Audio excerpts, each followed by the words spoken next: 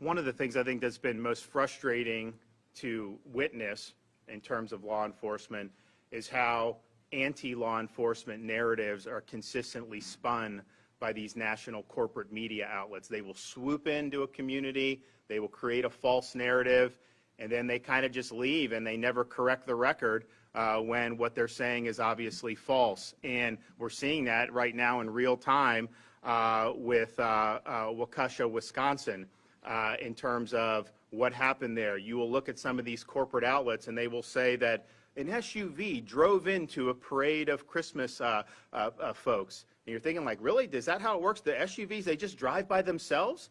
This just kind of happened? And they say, oh, this was a big accident. You never actually hear the discussion about who committed this, what was the motivation. This guy was a career criminal, let out on, didn't really have any bail, basically, should not have even been on the street, had clear anti-white animus, and this was an intentional act. And it seems like, you know, for corporate press, they're more apt to characterize a parent who goes to a school board meeting to protest bad policies as a domestic terrorist than somebody who intentionally rams an SUV into a crowd of innocent people. So you have at least 6 have died.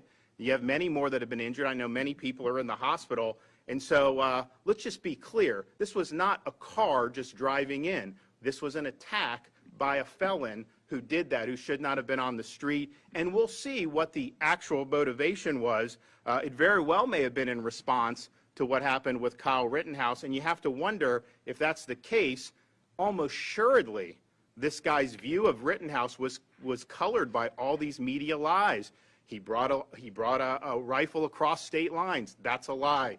They said that the initial altercation with Jacob Blake, that Blake was unarmed. That's a lie. They covered up Blake's criminal history. And then they said that Rittenhouse shot. And first of all, when you're self-defense, it doesn't matter, you know, kind of what race, but they would say that he shot. Most people didn't know that he shot 3 white people. People thought, so that's what the media has been doing, and they tend to point a target on law enforcement's back.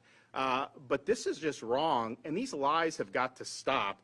And if it doesn't fit your narrative, sweeping the facts under the rug is not doing the service that people deserve. It is what we expect, unfortunately, from a lot of these places, but it's wrong. And I think the way they've treated law enforcement across the board over the last 2 years has been an absolute disgrace.